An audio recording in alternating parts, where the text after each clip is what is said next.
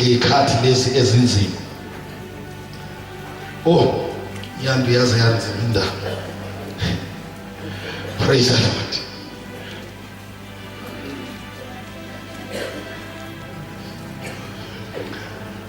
Acts chapter 3 from verse 1. Now Peter and John were going up to the temple at the hour of prayer, the 9th hour. Underline these words, at the hour of prayer. And the man lame from birth was being carried, whom they laid daily at the gate of the temple, that is called Beautiful Gate, to ask alms of those entering the temple. Seeing Peter and John about to go into the temple, he asked to receive alms. And Peter directed his gaze at him, as did John, and said, "Look at us." And he fixed his attention on them, expecting to receive something from them. But Peter said, "I have no silver and gold, but what I do have, I give to you. In the name of Jesus Christ of Nazareth, rise up and walk." And he took him by the right hand and raised him up. Immediately his feet and ankles were made strong. And leaping up, he stood and began to walk, entering the temple with them, walking and leaping and praising God. And all the people saw him walking and praising God, and recognized him as the one who sat at the beautiful gate of the temple, asking for alms. And they were filled with wonder and amazement at what had happened to him. Baba, siyabonga izwi lakhe eliphilayo nelinamandla. Khuluma kithi ngalo ekuseni. NgoJesu Kristu inkosi omgcobileyo, abangcwele benkosi bathi amen.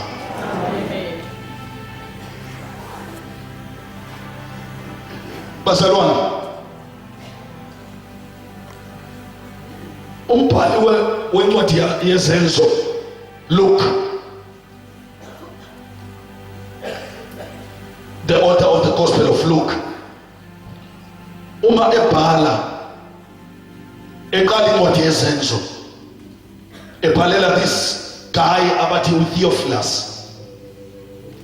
Mayiqala uqala usinikeza the last chapter of Jesus kanye nabafundi bakhe.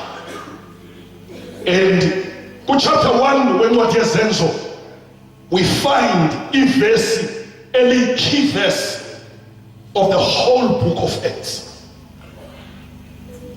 Verse 8. But before verse 8, uthi mayiqala uLuke athi mayitshela uTheophilus athi uJesu wayiveza ephilile kubafundi bakhe emva kwenhlupheko, emva kokuhlupheka kwakhe ngezinto eziningi, kodwa wayiveza ephilile, ebavezela zonke impawu ukuthi he is the same Jesus abambonile ebethelwe shaywa, ethinselwa ngamathe, baphelelwa yithemba, baze bathi abanye babexoxa bathi besesethemba ukuthi uye ozosindisa uIsrael. But mayiqala uLuke ebhala uthi lo Jesu esivale ngaye kade kuthiwa ulinyaziwe esiphambanweni, lo Jesu esivale ngaye ekhala ethi kuphelile, ethi kufeziwe, abantu bacabanga ukuthi uthi kuyaphela ngaye, kanti abazi ukuthi uthi impinto ekade ezoyenza seyiqitshiwe, izinto ezikhulunywa abaprofeti seyifike la ifezeka khona. Uthi uLuke mayichaza uthi waziveza kubo ephilile emva kwenhlupheko. Malibona igama lenkosi ithini lento kithi, ithi kithi lento noma singadedelwa singene inkwena seyinhluphekweni, but after iphepho, after ama situations, noma ama situations kungathi sishola phansi, kodwa masiqeda ukudlula mayi hour le situation liphela, sithi masiphakama siphakame singabaphilile.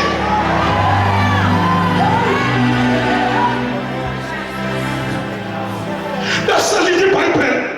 They asked him, but usawubuyisela yini umbuso kuIsrael? Abesethi akusikho kwena ukwazi ikhathi nemzuzu uNkulunkulu akunisileyo, because isikhathi sabantu Asona isikhathi sikaThixo. Isikhathi sikaThixo asifani nesikhathi sabantu. uNkulunkulu wenza izinto at his own time. That's why ungathembe mayishumela ngeninginami uthi our God walks very slowly but he arrives at the right time.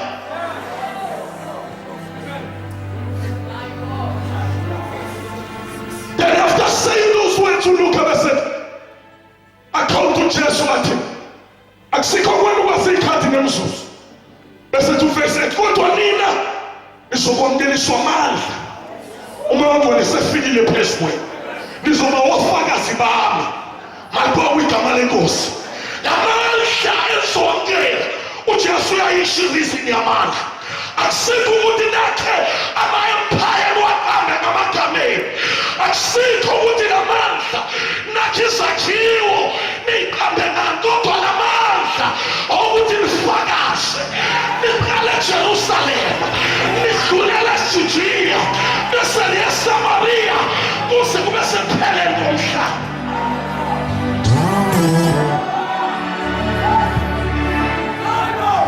Ngamanye amagama mbuyazi lamandla haleluya awukwazi ukuthi sikhokhe nje ngawe iminikelo. Lamandla awukwazi ukusidonsela imoto kodwa lamandla ukuthi inyawo zethu sikhwala udaka malibonga igama lenkosi siyofakaza sifakaza lamandla akuvuka kwakhe.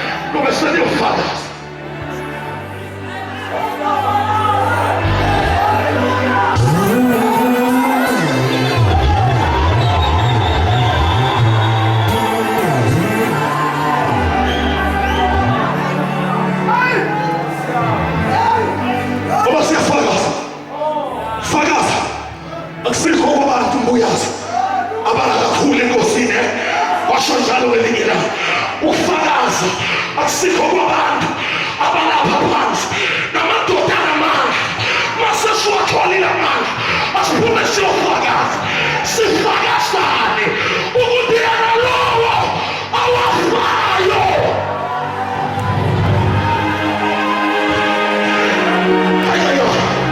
sifakazane uyaphi siyothi kuyo Kristu awanqobufa naye umnini kufa amahlula wavuka ethuneni. Haleluya. Imivalo yonke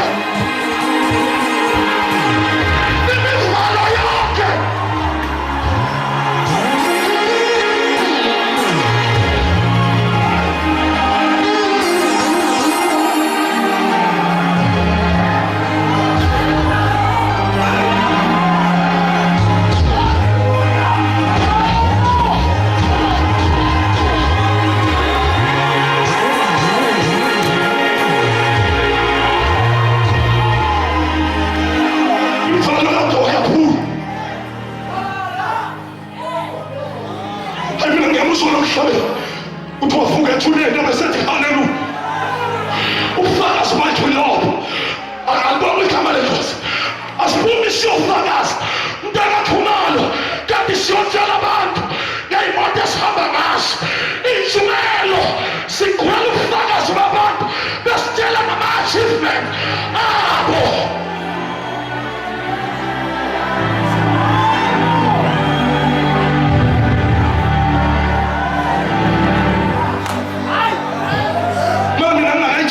Nesonto emhlane kusuthi amnabo ubufakazi.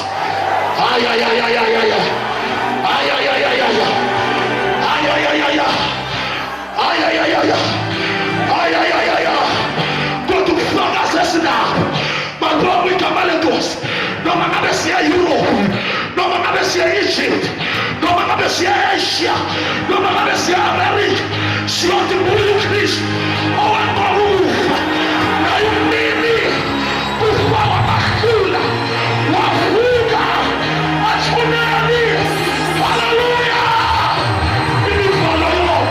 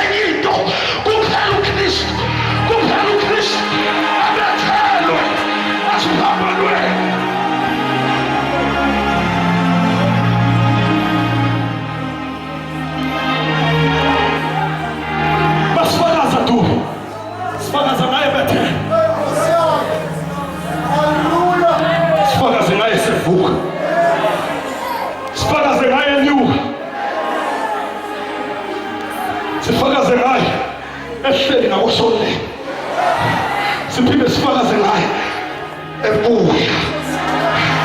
Hayi sifakaze ngaye bethe, sifakaze ngaye vuka, sifakaze ngaye nyuka, sifakaze ngaye ibuya.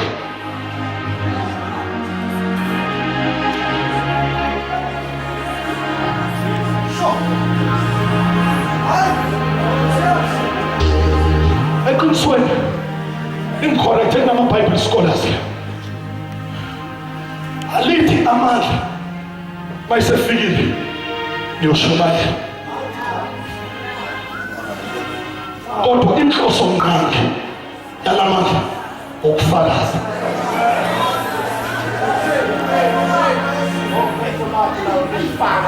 Amandla okufakaza uyamuza uPaul mayisebatholile manje uthi mayifika lapha uthola iphika, uthola abakhonzo uNkulunkulu abaningi, athi mayethula check abone elinye kalithanga elithi the unknown God, abesethi ngimbonile nina ukuthi aniyilibazisi ngento, nina abantu base-Atheni ngiyakholwa nikholwa impela, kodwa ngicela ukufakaza. Lo uzofakaza naye yilo nkulunkulu ongaziwayo, wabelaphambi kankulunkulu ongaziwayo, wafakaza ngonkulunkulu ongaziwayo, baze bamazi abantu base-Atheni. Then chapter 2 of the book of Acts. Kushe wayilimazi nje kuba le nkulu likhulile ile njume ukuthi uchapter 2 yehla iPentecost, wehla umlilo hlela ehla amandla wafika umoya confused into kaMongcwele namandla. uMongcwele kawona amandla. Kodwa yena mayefika ukunikeza amandla. Bafakazi bakaJehova bathi force. Akayo force. He's a person. Noma sikhuluma ngaye sithi wona sithi yena.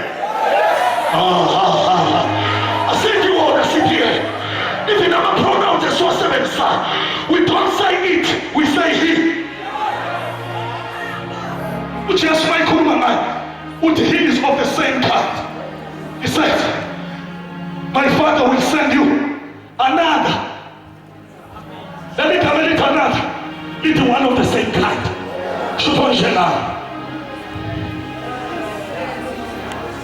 Umuntu lo that's why to nginomdabukisi. Before sine uyidabukise ngoba inamiso. Kodwa lona unemiso. Thona nginomdabukisi lo inabe ngayo pha. Kuze kube usuku lokuhlela.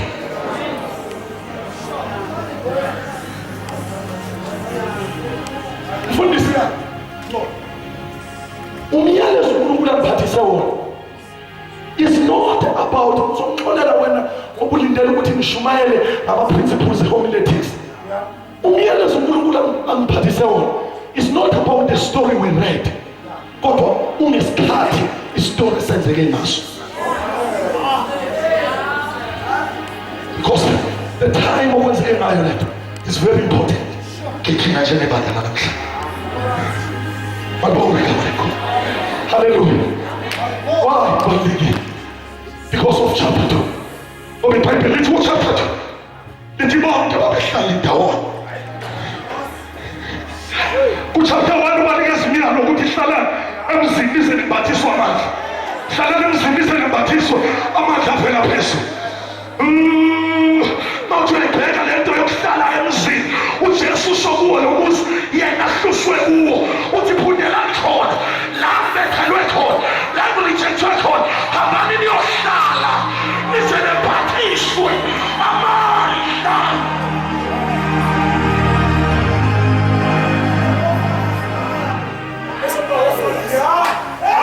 Shumaye, Baba Shumaye, Patella, Bible, go to Faras. I am Shumaye, Baba Shumaye, Patella, Bible, go to Faras. Baba Shumaye, Baba Shumaye, go to Faras.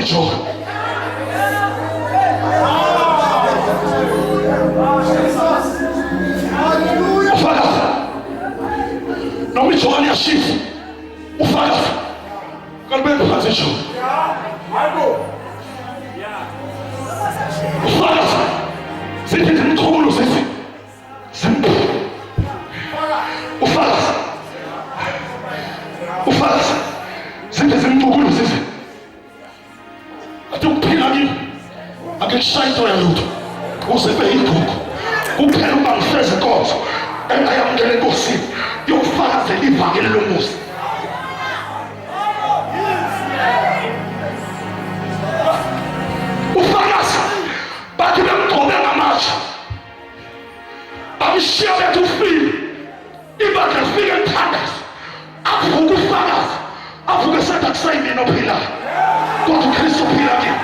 Lophila ngiphila ngokholo. Ayayaya. Ayayaya. Ayayaya. Ayayaya.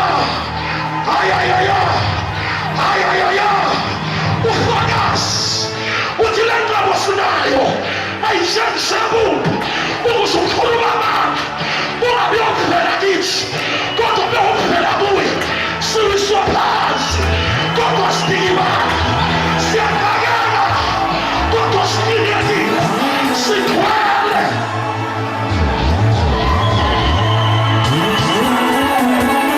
emsipheni wethu ibawu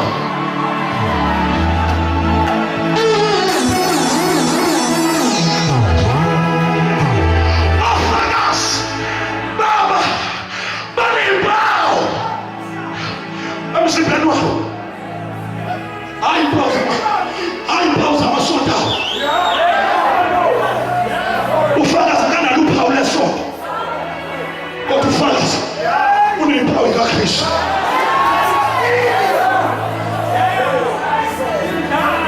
Dlungula ufakazi kuyenzeka shaye ufakazi uyashaya ngoba phela ufakazi akuyona ingelosi kumele siyishumayele lento ethi ufakazi umuntu. Andifuna iBhayibheli mamkhanyela encwadini kaJohane lithi kwavela umuntu, alithi kwavela ingelosi, lithi kwavela umuntu ethunyiwe nguNkulunkulu. Athi yena wayenesibukha kodwa wayezofakaza.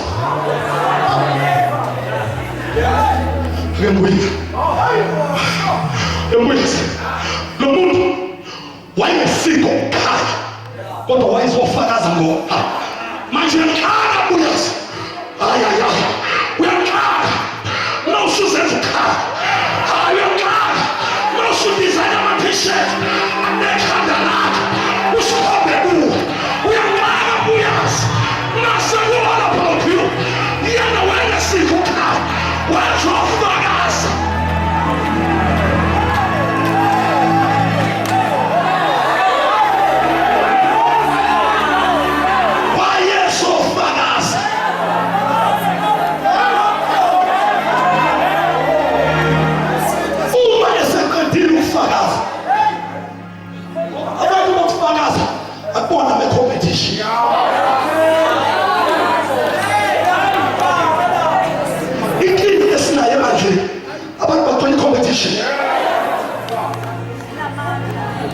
Bakithini inyanga nje yiko babafuna icompetition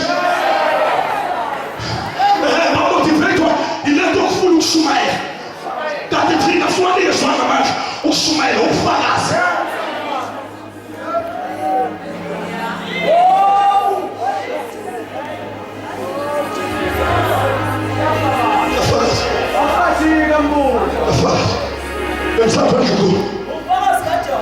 Ufakazi bayishaya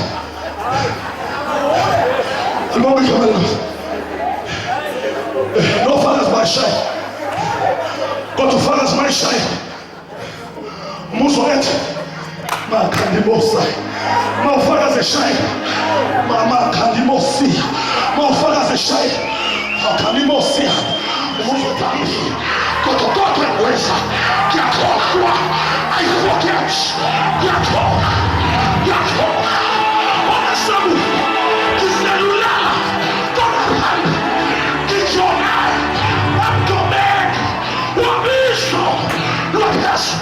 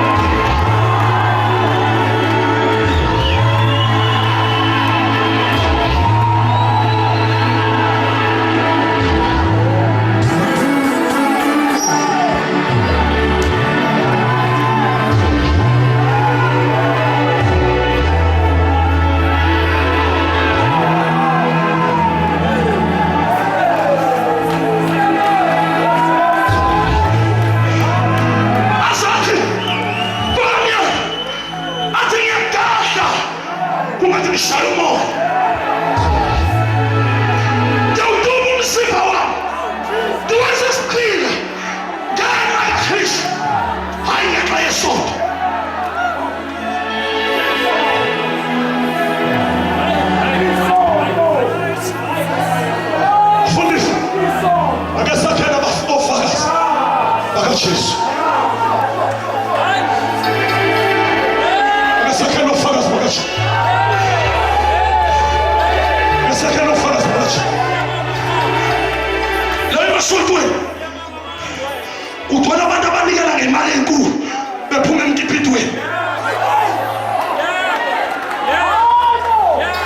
Ngoba uyanikela umfundisi akasho lutho. Noma ngathini umshado womuntu kuyathuleka.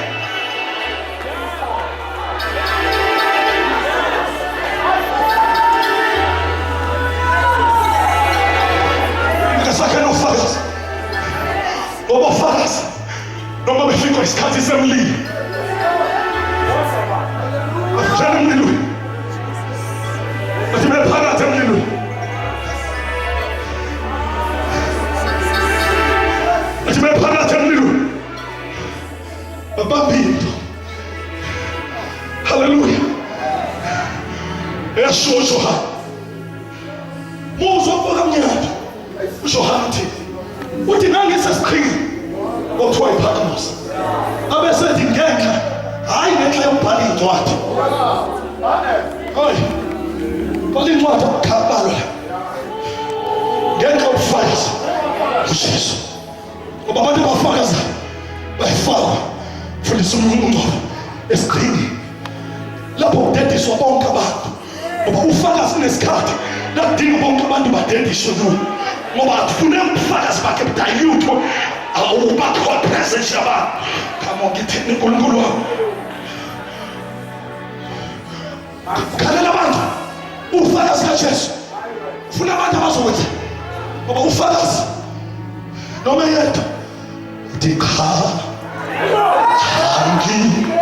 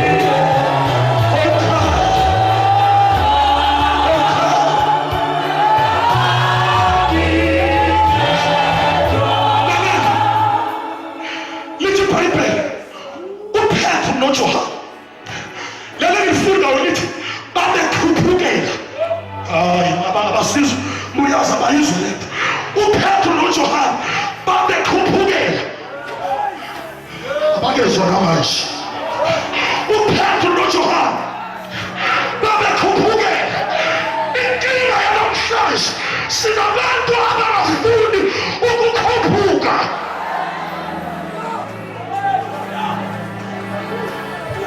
Izinto itholakala lapha ngoba. Izinto sithola lapha. Thina into zethu akusona ezaphansi. Abantu bagijimela into zaphansi. Kodwa thina izinto zethu hayi mnyaka. Wena uyabuza ukuthi why kalula ayasizi kalula ayitholakala yapharo oshatamanda yabasi kubantu abakhuphukayo kodwa abantu abalaphansi isitholakala kalula basindiswa namhlanje bengakadisciplishwa kusasa sebeyababhishophu baphethe amabandla kodwa wena kade wasindiswa indlela yakho isinyuka iyapharo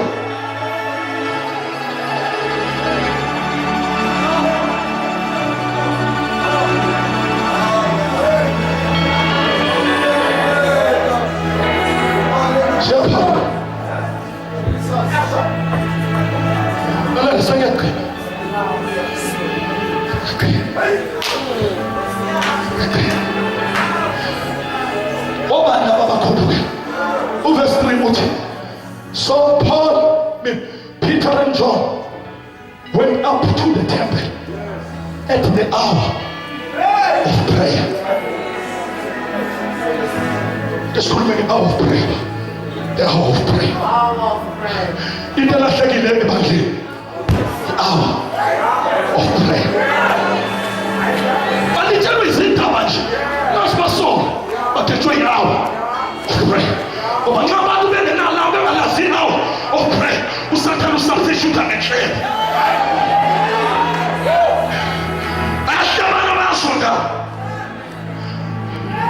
But on Facebook, get hour of prayer.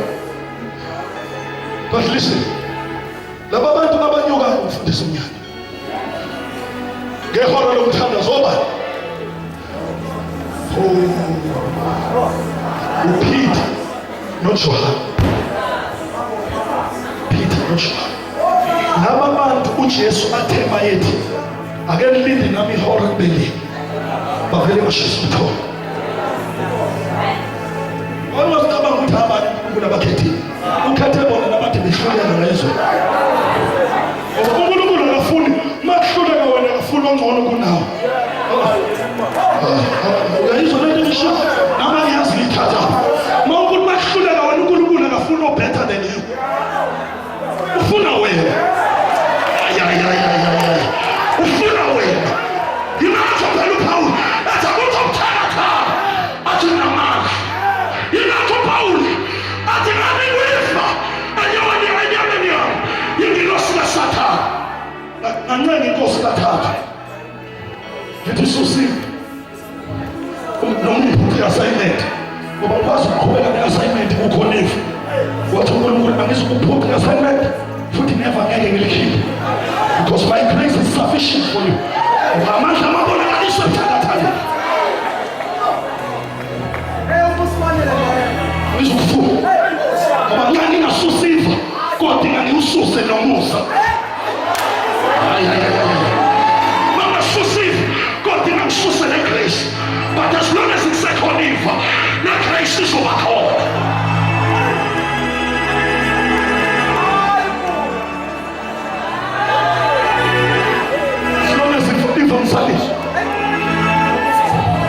Because Eva lenza ukuthi semshumayelile uSathane aphese ibhathini left engathi ngilizwe ngene enyameni bese ngiqhugela ngiya kuSimakade ngiyokhala uJehova ujajuliswa yilento yokuthi ngizokhalela kuye because ngiyafeza ukuthi angimile ngawa amandla kodwa ngicike ngamandla akhe ngiyamdinga yena.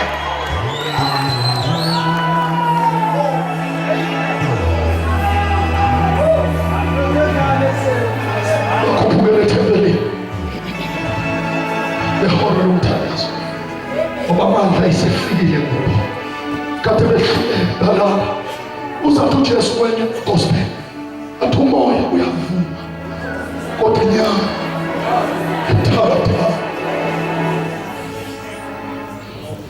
yabona uNkulunkulu ubeka lento abantu abangayibheki abantu bafocus enyameni ebuthalatha kodwa uNkulunkulu ufocus emoyeni ovumayo umoya uyavuma uJesu wabamba lelo wathi uma ngingalahla laba ngoba ngiyazi into engiyenza ngoba laba bahambe nami uNkulunkulu akafani nabantu ohamba nabibanga bakulahle ngenxa yephutha elilodwa